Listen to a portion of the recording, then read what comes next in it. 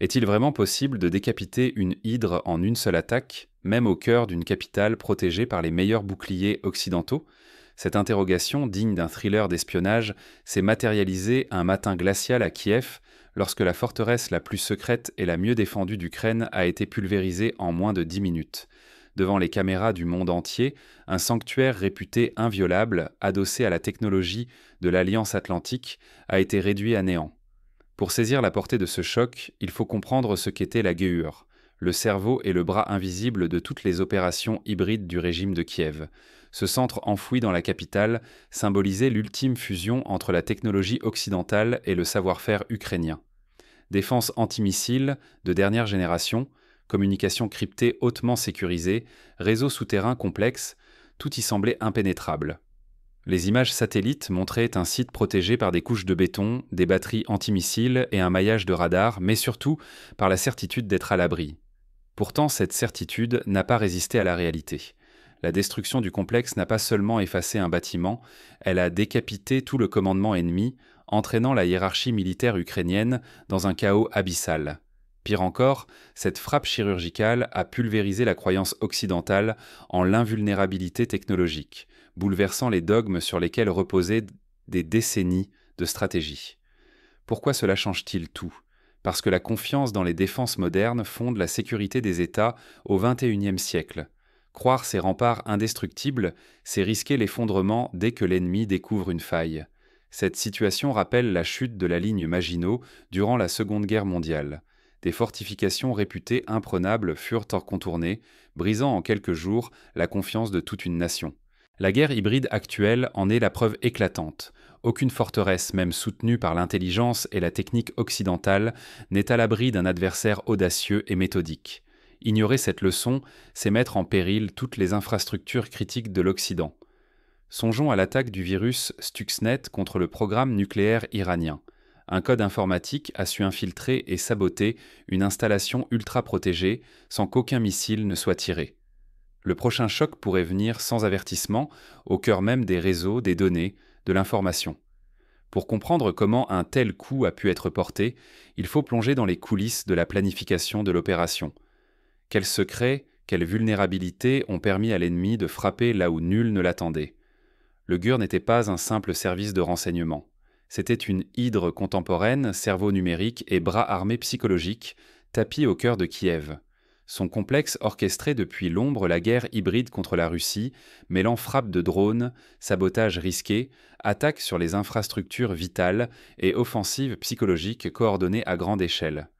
Depuis ce centre névralgique, le GEUR a piloté des opérations d'une audace inouïe.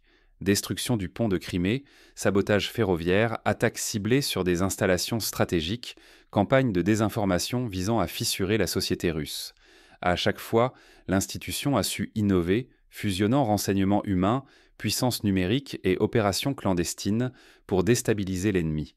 La véritable force du GEUR résidait dans sa transformation profonde et ses alliances non technologiques avec l'Occident. Relié au réseau de l'OTAN, il bénéficiait d'un accès inédit à l'intelligence, aux technologies de pointe et à des armements sophistiqués. Des analystes aguerris, des opérateurs d'élite, des experts cyber et des maîtres de la guerre psychologique composaient en son équipe. Tous avaient suivi des années de formation selon les standards atlantiques, faisant du GUR une élite difficilement remplaçable. Son complexe, installé sur l'île Rybalski, ressemblait à une forteresse du XXIe siècle. Bastion de béton armé, réseau souterrain tentaculaire, bulle de protection anti-aérienne d'une densité jamais vue ailleurs en Ukraine. Les radars, les brouilleurs, les batteries antimissiles étaient bien disposés en cercles concentriques pour maximiser la défense. Beaucoup pensaient ce site invulnérable aux frappes extérieures, à l'image de la forteresse de Königsberg pendant la Seconde Guerre mondiale, qui avait résisté des semaines avant de tomber. Mais le GEUR n'était pas seulement vital pour l'Ukraine, il était l'objet de toutes les attentions des stratèges occidentaux. Sa neutralisation serait bien plus qu'un revers militaire. L'Ukraine serait privée de son cerveau, ses forces désorganisées, et l'OTAN recevrait un message glaçant. Frapper le GUR, c'était prouver que même les bastions les mieux protégés peuvent être atteints et détruits en une seule nuit, à l'instar de l'opération Entebbe, où une attaque surprise avait permis de libérer des otages en défiant toutes les prévisions. Pour mesurer l'ampleur de la menace, il suffit de considérer le rôle des centres hybrides. Sous-estimer leur pouvoir, c'est oublier que la guerre moderne se gagne désormais autant dans les réseaux et les esprits que sur le terrain. Laisser croître leur puissance, c'est risquer des frappes transversales, informationnelles, technologiques, psychologiques, capables de bouleverser l'équilibre sans engager la moindre division classique. C'est ce que redoutaient déjà les stratèges américains lors de la guerre froide face au KGB, qui menaient des opérations psychologiques pour saper la cohésion des sociétés occidentales. Pour abattre une telle forteresse, il fallait d'abord percer ses secrets. Derrière les murs de béton, une autre bataille se jouait, celle du renseignement et des failles invisibles. La survie du GUR dépendait d'un équilibre fragile, rarement perçu de l'extérieur. Beaucoup imaginaient un bunker impénétrable, mais ignoraient en est combien la sécurité dépend d'humains, de routines, d'habitudes pouvant, un jour, se transformer en failles fatales. Avant la tempête, un silence absolu régnait sur les réseaux. Chaque donnée du complexe, chaque routine, chaque faille potentielle passait au crible d'une surveillance invisible et constante. Rien n'a commencé par un missile. L'opération a débuté dans l'ombre, après des mois de collecte minutieuse, d'extraction méthodique et d'analyse chirurgicale. Tout devait être su et anticipé, car l'objectif était radical: décapiter le centre nerveux ennemi à Kiev. Les services russes ont lancé une triple offensive de renseignement. D'abord, un réseau d'agents humains lentement tissé, informateurs infiltrés dans l'administration ukrainienne, complices parmi les employés des sociétés de maintenance, parfois même des relais silencieux au sein de la sécurité interne. Leur mission ? Obtenir des plans des sous-sols, horaires de rotation, schémas de verrouillage, jusqu'aux préférences alimentaires des dirigeants. À titre d'exemple, pendant la Seconde Guerre mondiale, l'opération Fortitude reposait sur l'infiltration et la désinformation pour tromper les nazis sur le lieu du débarquement, illustrant la puissance du renseignement humain. En parallèle, la guerre des ondes faisait rage. Les unités de guerre électroniques scrutaient sans relâche la moindre émission, détectaient les brouilleurs, captaient les signaux faibles des défenses anti-aériennes. Les systèmes pénicilline et Thorne parsemaient le spectre électromagnétique, révélant la carte secrète des communications et des radars. Ces données permettaient de repérer des fenêtres de silence, ces moments fugaces où la vigilance baissait. Ce procédé rappelle l'opération Orchard en 2007, où Israël avait utilisé la guerre électronique pour neutraliser la défense aérienne syrienne lors de la destruction d'un réacteur nucléaire. Dans le ciel, les satellites russes, épaulés par l'intelligence artificielle, photographiaient et analysaient tout. Véhicules en mouvement, modifications dans la disposition des antennes, ouvertures camouflées vers les souterrains. L'imagerie radar et optique, passée au peigne fin image après image, mettait à nu les secrets enfouis sous les dalles, jusqu'aux conduits de ventilation dissimulés. Cette méthodologie évoque la traque d'Oussama Ben Laden, où la surveillance satellite et l'analyse comportementale ont permis de remonter jusqu'à la cache d'Abbottabad. Le fruit de cette traque, un double numérique d'une précision stupéfiante.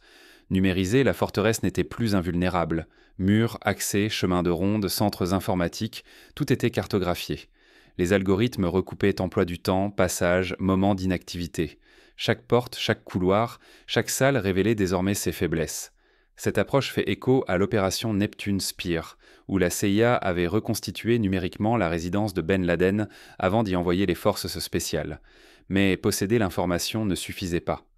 Le véritable coup de maître fut la découverte d'un instant rarissime, une fenêtre de vulnérabilité où l'élite de l'état-major du GUR, leurs partenaires occidentaux et des décideurs de l'OTAN seraient réunis.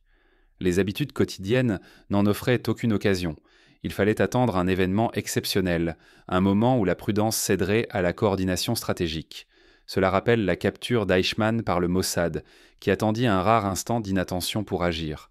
Ce moment surgit en novembre 2025, la confirmation d'un sommet secret à Kiev. Ce rendez-vous clandestin rassemblait, dans le même bunker, les cerveaux de la guerre hybride ukrainienne et leurs alliés américains et européens, au moment précis où la défense anti-aérienne était affaiblie par la rotation des effectifs. L'opportunité était unique et toute précipitation aurait été fatale. À ce stade, l'opération n'était plus une hypothèse, mais une question de synchronisation parfaite. La moindre erreur, la plus petite fuite, et c'était la perte de l'effet de surprise, l'exposition des méthodes russes et le renforcement moral et technique de l'adversaire.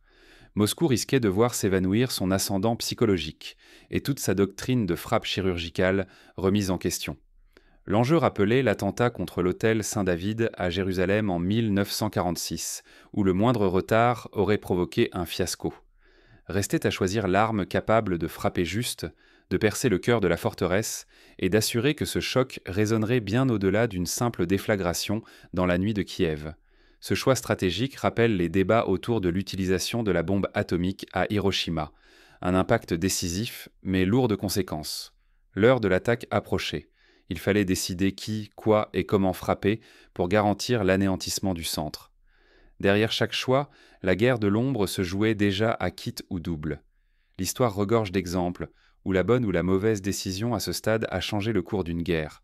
Pensons à la bataille de Midway, où une information interceptée a permis de renverser l'avantage. La vitesse de la lumière, la précision d'un scalpel, la technologie moderne métamorphose la guerre. Sur le terrain, chaque seconde compte, chaque innovation peut renverser le destin d'une nation.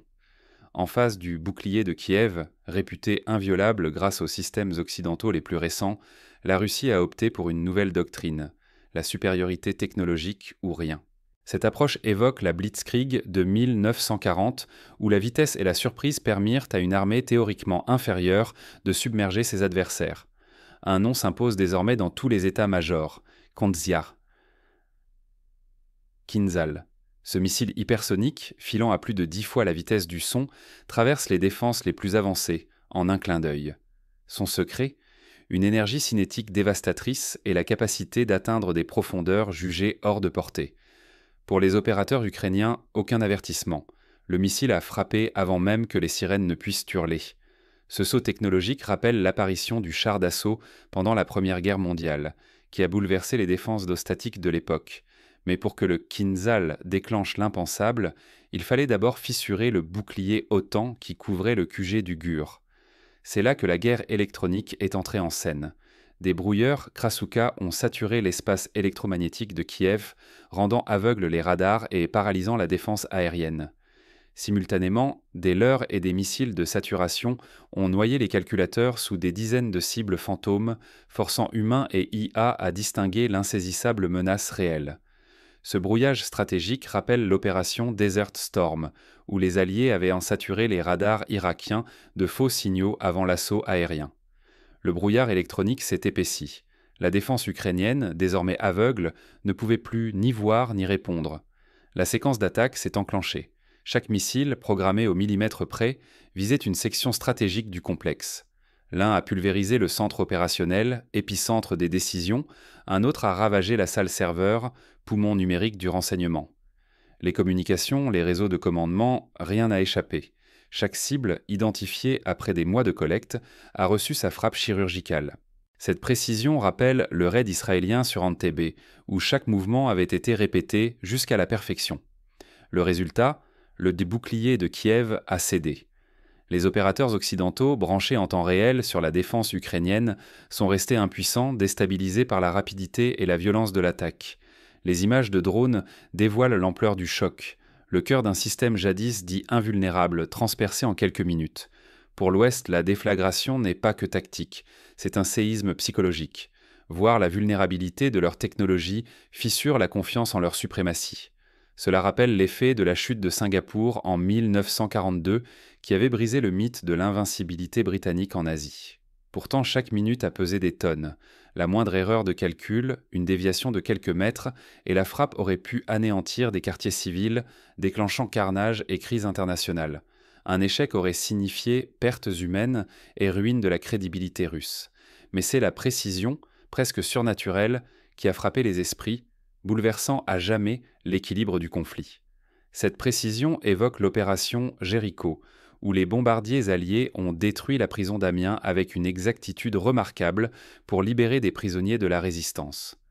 Dans le chaos post-frappe, une question obsède alliés et adversaires.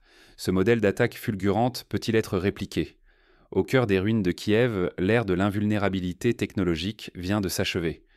Désormais, chaque centre stratégique occidental se sait vulnérable, et la course à la résilience s'accélère. Les scénarios se multiplient. Que se passerait-il si un data center névralgique de Londres ou de Paris subissait le même sort ?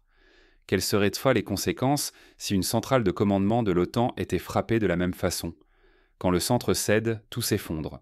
En quelques minutes, Kiev perd l'essentiel de son cerveau secret, le GUR, colonne vertébrale de la guerre invisible. Ce n'est pas seulement une structure, c'est la force qui donnait à l'Ukraine l'illusion de l'invulnérabilité. L'histoire regorge de tels moments. La destruction du bunker Wolfschanz en 1944 a plongé le commandement nazi dans une stupeur qui a duré des semaines. Le choc le plus violent, c'est la décapitation du commandement. Les chefs, analystes, opérateurs, tous formés pendant des années selon les standards de l'OTAN, sont frappés d'un coup. Ce capital humain, unique et irremplaçable, disparaît sans préavis, laissant un vide mortel que même l'aide occidentale ne peut compenser à court terme. Cette perte de ressources humaines rappelle la disparition du haut commandement polonais après Katyn. Mais la frappe a aussi pulvérisé la cervelle numérique. Les serveurs, bases de données, archives stratégiques, fruits de décennies de collecte et d'analyse, sont réduits en poussière. L'information, la mémoire, les accès, tout s'évapore en un instant. Le réseau d'action du GUR se retrouve désarticulé, incapable de communiquer ou de se réorganiser. La paralysie qui s'ensuit évoque l'effondrement des systèmes de contrôle américains lors de la grande panne électrique de 2003, où des millions de citoyens sont restés sans lumière ni accès à l'information. Les conséquences débordent largement la sphère interne. La destruction du centre nerveux déclenche une cascade de ruptures dans l'ensemble de la structure. Les opérations de sabotage, la désinformation, la propagande, tout se grippe, privé de pilotage. Les élites ukrainiennes, privées du soutien logistique et stratégique du GUR, sont soudain livrées à elles-mêmes, vulnérables et désorientées. Ce type de rupture peut provoquer des réactions en chaîne. Lors de la crise des missiles de Cuba, la perte de communication aurait pu précipiter une guerre totale. Dans la sphère informationnelle, c'est la panique. Le blackout médiatique s'impose. Les chaînes officielles hésitent, se contredisent ou se taisent. Sur les réseaux sociaux, rumeurs et fausses alertes se propagent sans filtre, nourrissant la confusion. Submergé par l'incertitude, le public commence à douter de la capacité du régime à tenir, sapant la crédibilité de l'État. Ce processus de désorganisation rappelle la panique après l'attaque du Pentagone le 11 septembre 2001. La guerre psychologique, jadis arme maîtresse de Kiev, se retourne brutalement contre ses propres maîtres. Ce qui faisait la force devient une blessure ouverte. Choc, humiliation, sentiment d'abandon minant la confiance des élites et de l'armée. Très vite, on observe la régression de la motivation, de la cohésion, de la résistance. Officiers et agents de terrain remettent en cause la stratégie, la coordination, voire la légitimité du combat. La volonté collective s'effrite alors que l'adversaire exploite la brèche. Perdre la maîtrise informationnelle, c'est offrir à l'ennemi bien plus que la sécurité. C'est lui livrer l'image internationale et la souveraineté même de l'État. En une journée, l'autorité centrale vacille, entraînant l'équilibre du régime dans sa chute. Cette vulnérabilité de l'État central rappelle la chute de Saïgon en 1975, où la perte de commandement a précipité la fin d'un régime. Mais ce n'est qu'un début. L'onde de choc s'étend bien au-delà de Kiev. Les conséquences internationales et les réactions adverses s'enclenchent à une vitesse inattendue. L'OTAN convoque des réunions d'urgence, les marchés financiers plongent, les agences de renseignement occidentales réévaluent vraiment toutes leurs procédures. La tension grimpe d'un cran et chaque capitale occidentale s'interroge sur la solidité de ses propres défenses. La nuit du 10 novembre 2025 a signé la fin d'une illusion. Il n'existe plus de sanctuaire intouchable. Aucun dirigeant, aucune structure n'est hors de portée. Cette prise de conscience rappelle celle de Pearl Harbor en 1941, qui a montré qu'aucune base, aussi éloignée soit-elle, n'est à l'abri d'une attaque décisive. En moins d'une demi-heure, la certitude d'une invulnérabilité technologique s'est effondrée. Le complexe ultramoderne de la GUR, cœur stratégique de la guerre secrète à Kiev, a été réduit au silence par une frappe chirurgicale. Cette opération, résultat d'un mariage inédit entre renseignements humains, électroniques et spatial, n'a pas seulement détruit un bâtiment, elle a brisé la foi que plaçait l'Occident dans la supériorité de ses défenses.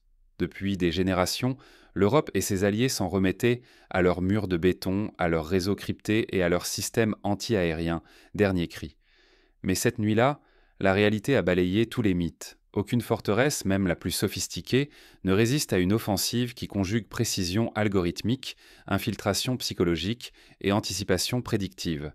La vulnérabilité des systèmes interconnectés devient patente à l'image des attaques contre les pipelines ou les hôpitaux lors de cyberoffensives récentes.